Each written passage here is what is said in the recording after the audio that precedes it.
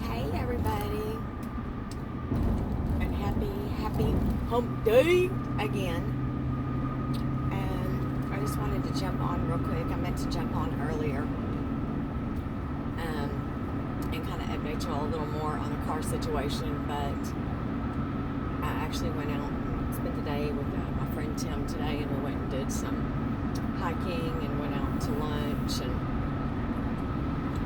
now I'm trying to hurry to get back into town so that I can go to church and go to my divorce care class. But anyways, so y'all know how I got my car out of the shop Friday. Had the inner and outer tie rods replaced, a hub replaced, alternator, a bunch of other stuff. And as soon as I picked it up from the shop, I literally didn't get, 5 miles down the road, and I went to make a U-turn. And when I made the U-turn, I felt this pop, and I heard this like thunk from the front left. And so didn't drive it Saturday, didn't drive it Sunday. Monday went to go run a couple errands, and 2 more times I heard it.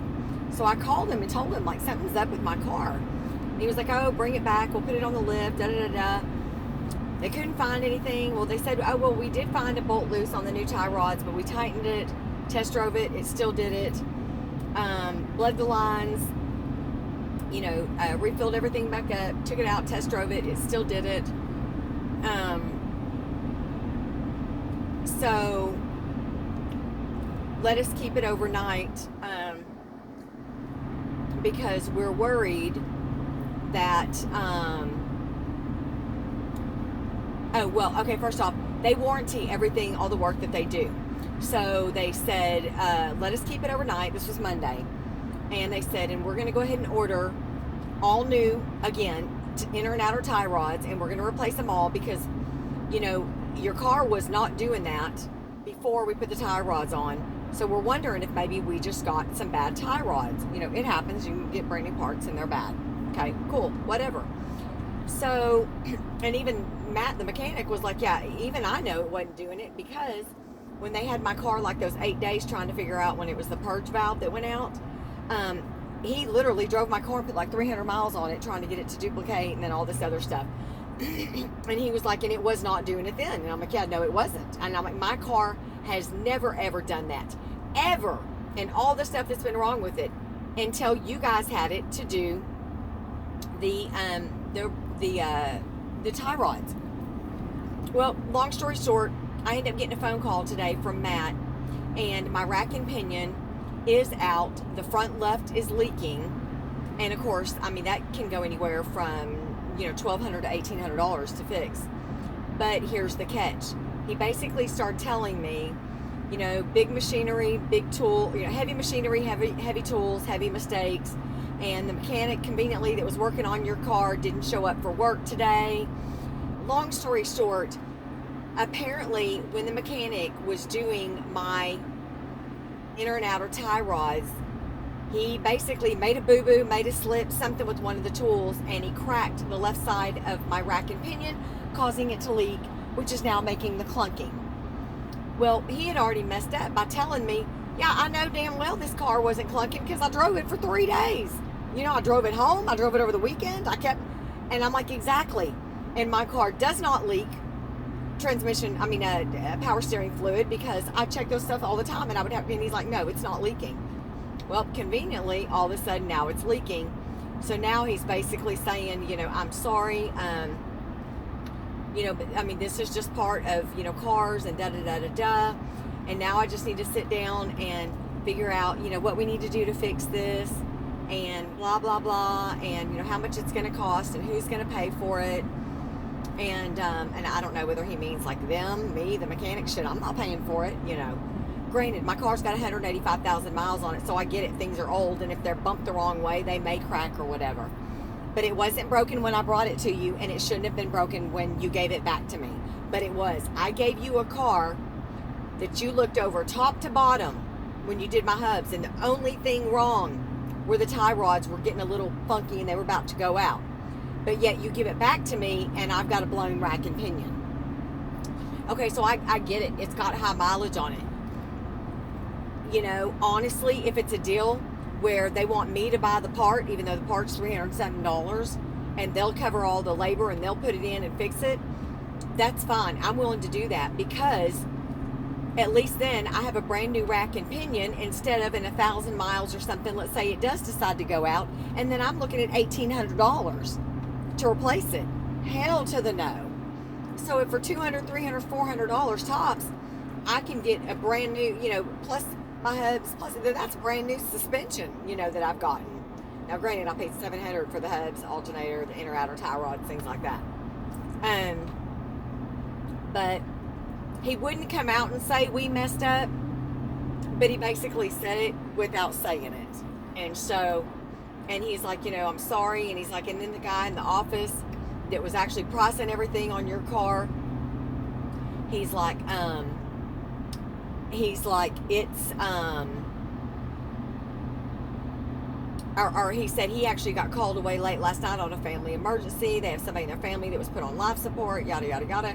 And he said, so now I'm the only one running the shop today. We had the tech that's been working on your car do a no-show, which he also told me a story about a lady that came in for a simple oil change, wanted her tires rotated, and that same mechanic broke one of her lug nuts. They took care of it. They fixed it fine. But now the lady's basically raising holy hell about it, and I'm guessing threatening all this stuff. I don't really know, to tell you the truth. But anyway, so, and he was like, I just don't want that to happen with you. He was like, please know that we have taken care of you. And I said, no. And I get that.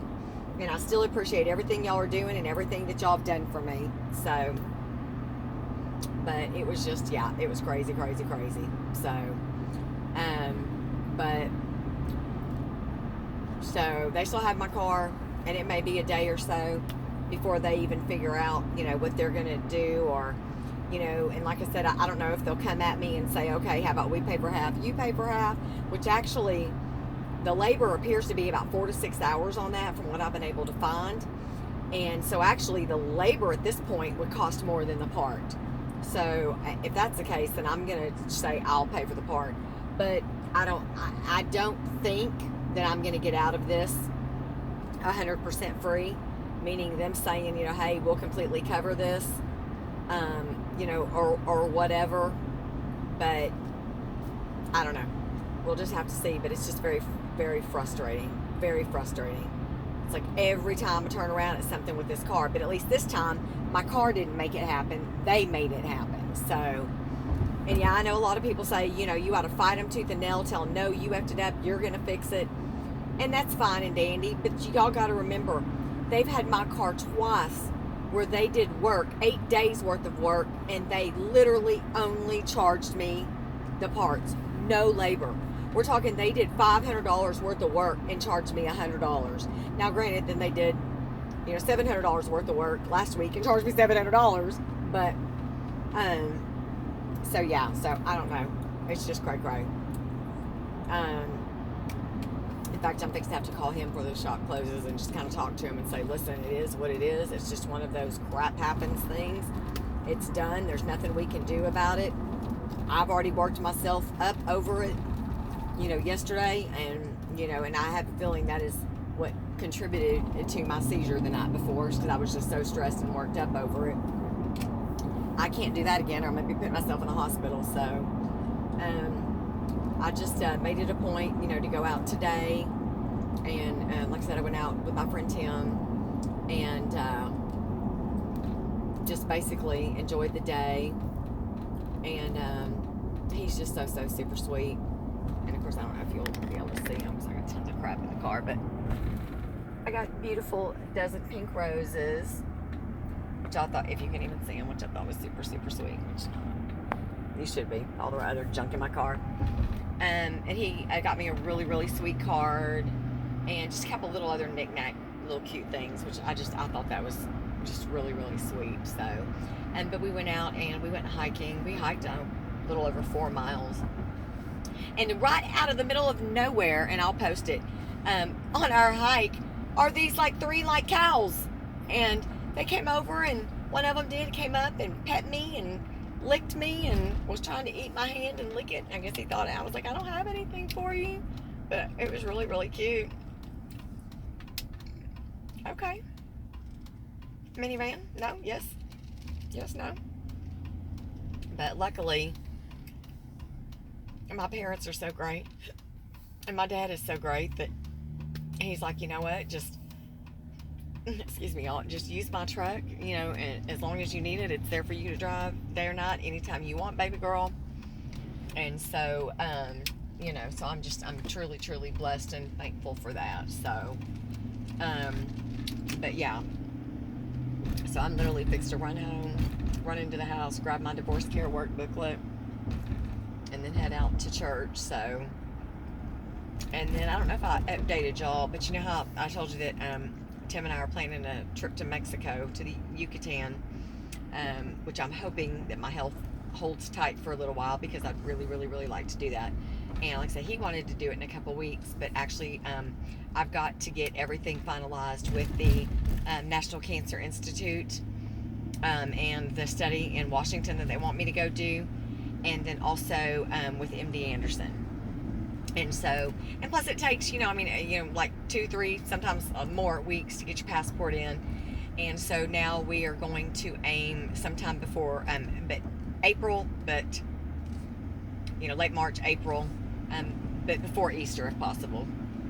So that's the plan as of now. But, so I'm really hoping that that's a trip that I'll be able to do. And like I said, that my health will kind of hold through on that. So, but yeah, so that's, like I said, pretty much that. That's kind of where things are sitting.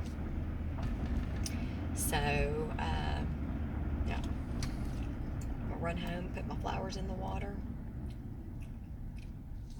and then or put my flowers in some water here, just in case you can't see them. They're beautiful though. So I thought that was super, super, super sweet. Even though it's not Valentine's, but it was basically like an early Valentine's, so I thought that was nice. But yeah, so it's just been crazy, crazy, crazy with my car. Just complete craziness. So, but you know, hopefully they'll, you know, take care of things and handle things, you know, at least fairly. Like I said, I get it. The car's pushing 200,000 miles. Crap's gonna happen. It's gonna break. So, you know, and even he said, you know, I mean, you can have a car and take care of it to the max. And, you know, stuff still go wrong and stuff still break down. And I'm like, oh yeah, 100%. That's my car. I mean, I baby my car. I love that car. I take care of that car like to the T, inside and out. Like, it is my child. So, and stuff still, I mean, look how many times it's in the shop. Look how much I love my car and how much it's in the shop, please. If anybody knows that, trust me, I know that. So, but yeah. So, but it is what it is, you know. Like I said, nothing you can do. And like I said, I mean, it would be nice if they would handle everything, especially because, like I said, I took a car to them that the rack and pinion was just fine, and then I get a car back that, you know, the left side of the rack and pinion is cracked and leaking now all of a sudden. Funny. And then funny how that mechanic doesn't show up for work today. So, even more so. But yeah. So, I'm going to go for now, guys. And, okay. It's a loud truck in Texas. But,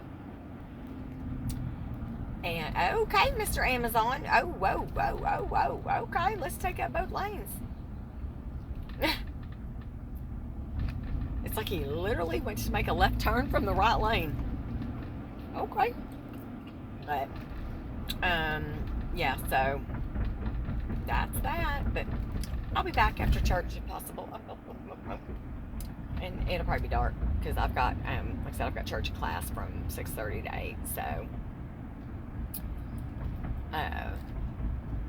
and we do everything at our church except the class. The divorce care class is at another church, another local church, because we combined, I think I told you, our group with their group. So, but I'm going to go for now, gang, and I will be back and talk to you after church or before I call it a night. So, but, okay, love you guys as always. And, you know, just thank you guys for always being so awesome.